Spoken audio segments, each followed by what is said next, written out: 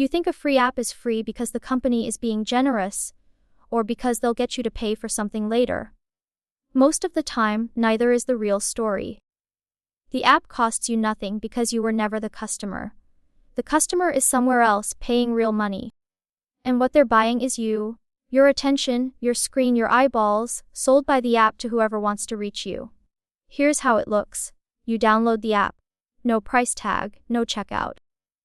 So the obvious assumption is that it's a charity case or a trap. They hook you for free, then upsell you a subscription or a premium tier down the line. And sometimes there is an upgrade button.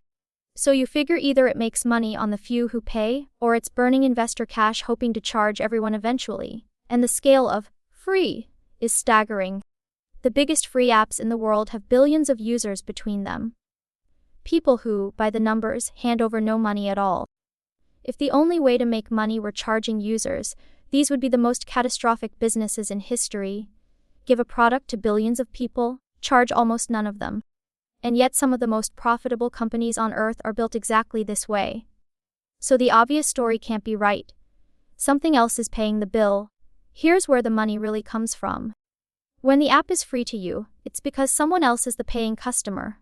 And that someone is the advertiser. You are not the buyer. You are the inventory.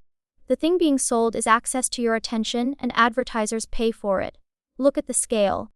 Meta, the company behind Facebook and Instagram, took in about $135 billion in 2023, and the overwhelming majority of that was advertising. Google's parent Alphabet pulled in over $300 billion in 2023, and the bulk of Google's money is advertising too. These are not subscription empires. They are advertising businesses wearing the costume of free products. And here's the tell that proves you're the product. These companies literally measure how much money each user is worth.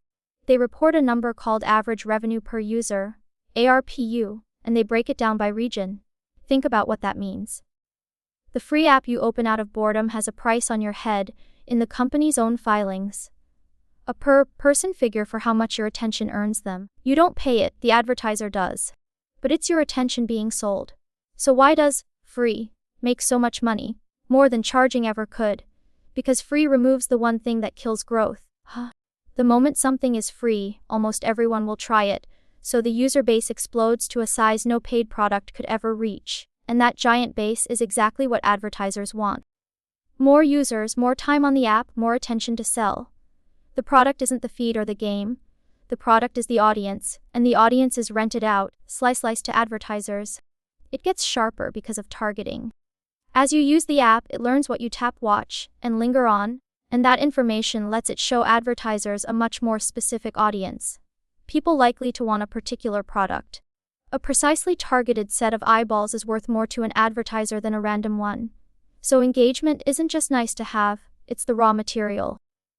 The longer and more often you use a free app, the more attention there is to sell, and the better it can be matched to a buyer. That's the engine humming under the word free.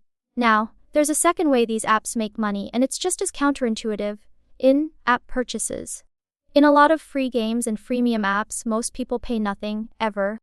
The revenue comes from a small minority of heavy spenders the industry nicknames whales. A thin slice of users can drive a large share of all the in-app spending, while the silent majority plays for free.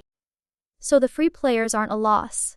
They're the crowd, the population that makes the game feel alive, fills the leaderboards, and gives the few big spenders a world worth spending in. The free users are the stadium. The whales buy the front row seats, and one more layer sits on top. When you do pay inside an app, the App Store itself, Apple's or Google's, has historically taken a cut, commonly cited at up to around 30%, with lower rates for many smaller developers and subscriptions. So the platform that hands you the free app can earn a percentage of every in-app dollar without making the app at all. Free to you, a take rate for the store, attention sold to advertisers for the developer. The money is everywhere, just never coming directly out of your pocket. So here's what a free app really is. Not a gift, and not a trap waiting to charge you. A machine for gathering attention and selling it to the people who actually pay advertisers, plus a small pool of heavy spenders inside. You're not the customer. You're the inventory, and the price on your attention is written down in the company's own filings. Once you see it, you'll never look at free. The same way when a product costs nothing, the real question isn't, how are they so generous?